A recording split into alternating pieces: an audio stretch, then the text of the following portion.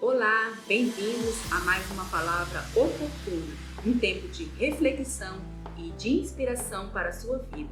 Fique comigo, pois dentro de alguns instantes estaremos refletindo algo da palavra de Deus para a nossa edificação. Te espero!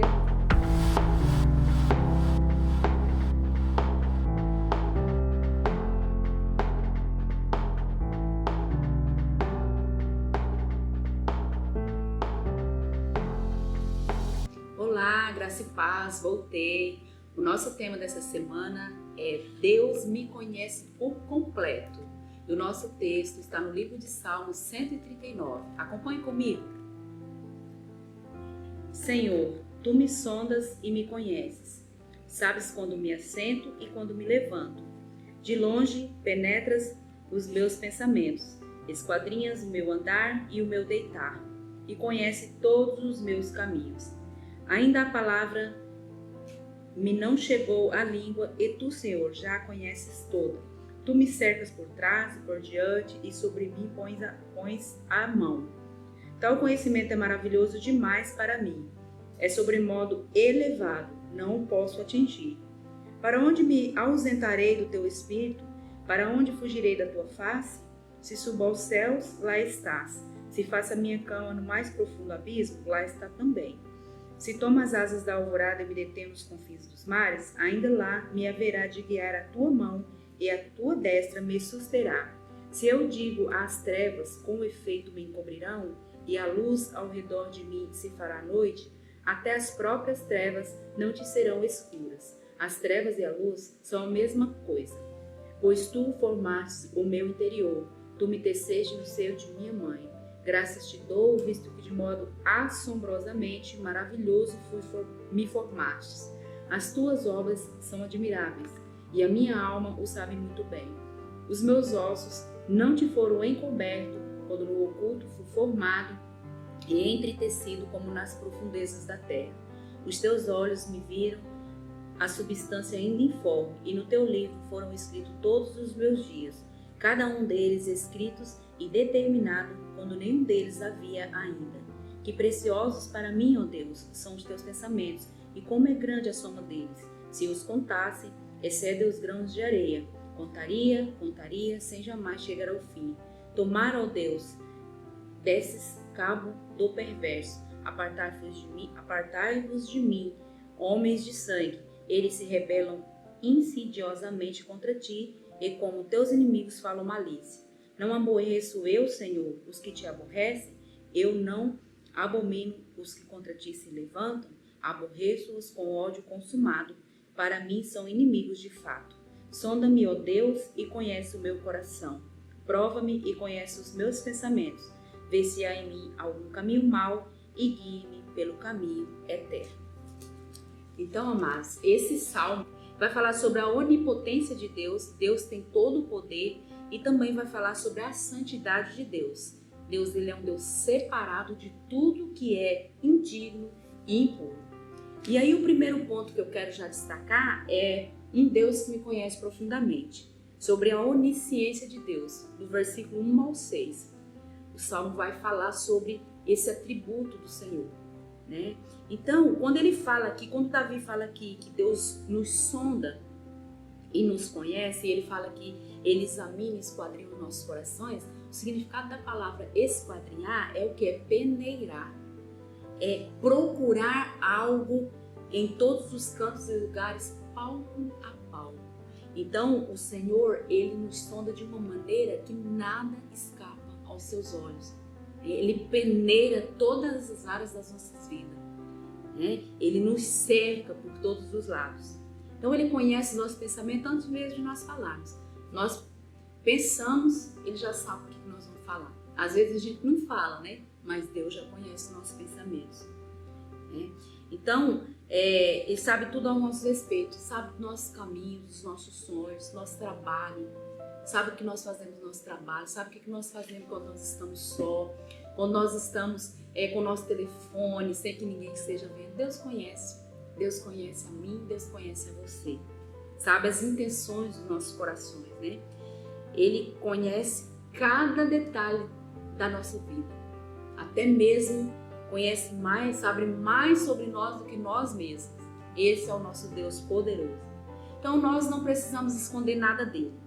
É impossível enganar e passar algo despercebido aos olhos desse Deus tão poderoso e grandioso. Então Davi, ele está dizendo aqui no versículo 6, que essa onisciência é extraordinária demais para a mente humana dele compreender, né? Então, quando a gente vê ali no livro de 1 Samuel, no capítulo 16, versículo 7, quando Samuel vai ali ungir o rei Davi, né? O Senhor pede que Samuel vá lá na casa de Jessé e unja, né, um rei, um novo rei. Então, quando Samuel chega na casa de Jessé, o primeiro filho que ele vê é Eliabe. Eliabe é um homem alto, um homem grande. Então, na cabeça de Samuel, ele já imaginou que era ele, pela, né, talvez o porte físico. E aí já falou, eu acredito que é esse que será o ungido do Senhor. E o Senhor vai dizer para Samuel que não era aquele ali não, porque Deus sonda o nosso coração. Nós humanos vemos por fora, mas o Senhor nos conhece por dentro. Então nada escapa, o Senhor nos conhece por inteiro, né? E aí eu te pergunto, há como fugir de Deus? Se você está tentando fugir de Deus, lembre-se que não tem como você escapar desse Deus que te sonda, né? Mas essa questão desse Deus tão grandioso, desse Deus que nos sonda, nos cerca, nos conhece, isso é um motivo de consolo, deve ser um motivo de consolo para os nossos corações e não de medo, né? Deve ser um motivo de consolo, pois mesmo Ele conhecendo profundamente os nossos erros, as nossas limitações, as nossas falhas, Ele nos ama e nos convida a sentar com Ele à sua mesa, né? Nos tornando filhos, né? Glória a Deus, esse Deus é poderoso. O segundo ponto que eu quero trazer é um Deus que está sempre presente, é a onipresença de Deus. Vai ser a partir do versículo 7 até o 12, vai falar da onipresença de Deus, né? E o que eu posso fazer para fugir da presença desse Deus que me cerca tanto? Há alguma coisa que eu possa fazer? Talvez algo que te envergonhou muito, né? Que você não gostaria de expor, de encarar face a face do Senhor, né? É impossível escapar. Não importa onde você esteja, Deus está lá. Não importa o que você faça, Deus está vendo e Deus está lá. Ele está nos dias bons e Ele também está nos dias maus, nos dias ruins, nos dias difíceis. Então a sua presença é constante. E mesmo às vezes que você possa não sentir essa presença, Ele está presente contigo. E quem foi que disse para você que se você apagasse a luz, né, você encobriria algo do Senhor? Porque para Deus a luz é como as trevas, né? Elas são as mesmas coisas.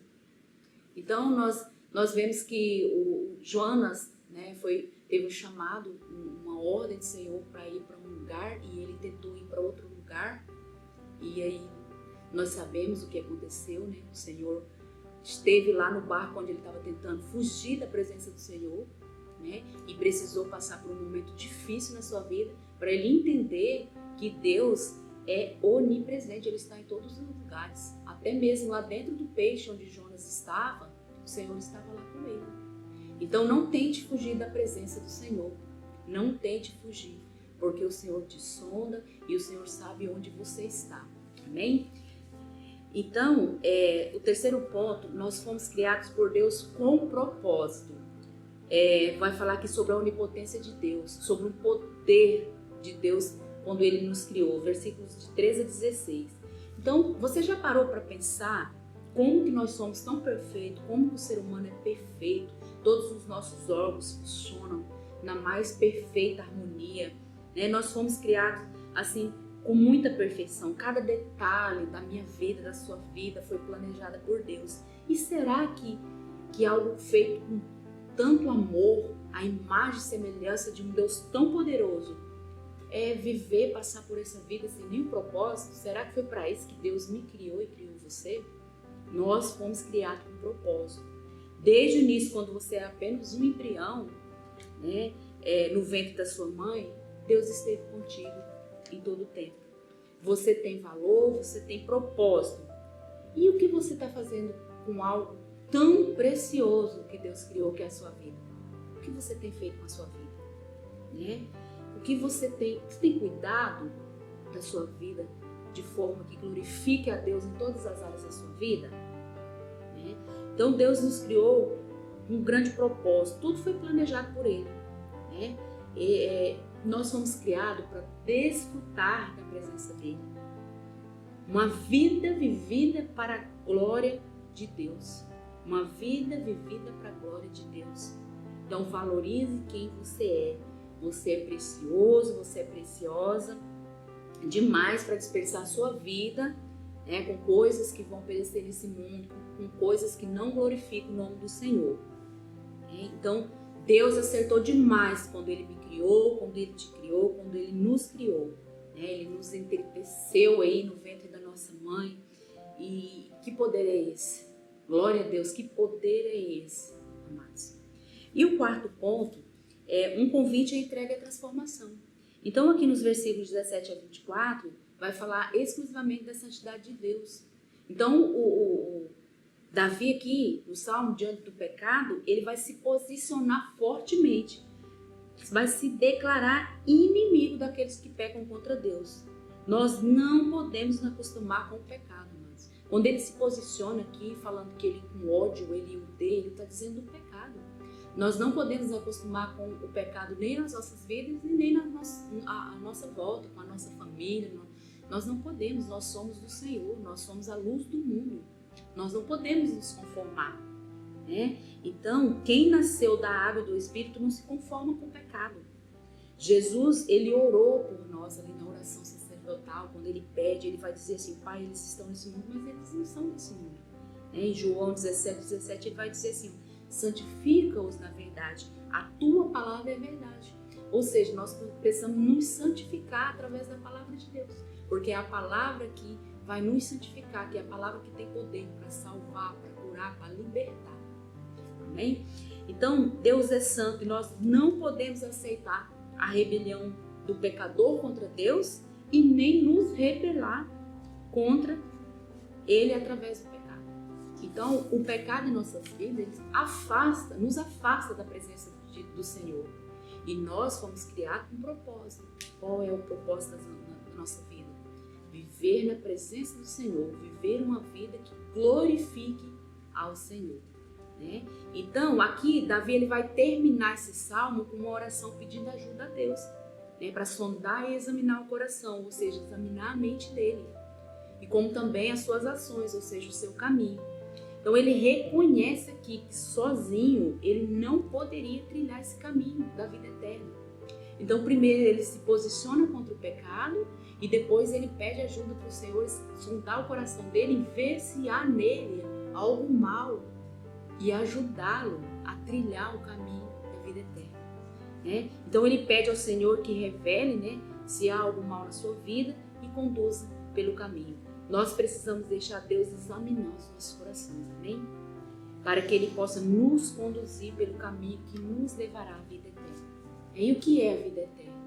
O que é esse caminho da vida eterna? Então a vida eterna é que nós conheçamos a Deus e a Jesus Cristo. Essa é a vida eterna, que nós conheçamos o Senhor. Então nós precisamos trilhar esse caminho no conhecimento do Senhor. E Davi vai pedir aqui ajuda para trilhar. Então você precisa hoje pedir para o Senhor: Senhor, som do meu coração, tem algo na minha vida que eu preciso mudar, que eu preciso alinhar para que eu possa trilhar esse caminho? Me ajuda, traga à tona. Ele vai dizer isso ao Senhor. Isso é muito lindo. Então você jamais será o mesmo quando você deixar Deus te sondar, te examinar. Quando esse imenso amor te tocar, você jamais será o mesmo. Então, ser guiado pelo caminho eterno, conhecer a Deus e ser conhecido por Deus. Essa é a vida eterna. Amém? Então, deixa essa palavra no seu coração, que em nome de Jesus essa palavra possa achar guarida e trazer transformação na sua vida para a glória do nome do Senhor. Vamos orar? Senhor Deus, muito obrigada, Pai. Oh, meu Deus, bendito é o seu nome, Senhor. Bendito é o seu nome, porque em todo tempo o Senhor tem, meu Deus, através da sua palavra, nos orientado, Pai, nos ensinado, Pai, como é viver, Pai, nessa terra, Pai. Em nome de Jesus eu oro para que cada coração que receba essa palavra, Pai, que possa, meu Deus, ser revelado no teu Espírito, meu Deus, para que essa palavra possa transformar, Pai, o coração de quem vai ouvi-la, Pai. Em nome de Jesus eu oro, assim como Davi orou, Pai. Sonda os nossos corações, Pai. Revela aos nossos corações se há, meu Deus, algum caminho mau e nos guie, Pai, pelo caminho da vida eterna, Pai. Que é, meu Deus, te conhecer, Pai, e ser reconhecido do Senhor, Pai. Em nome de Jesus é que eu oro, Pai, agradecido. Em nome de Jesus, amém.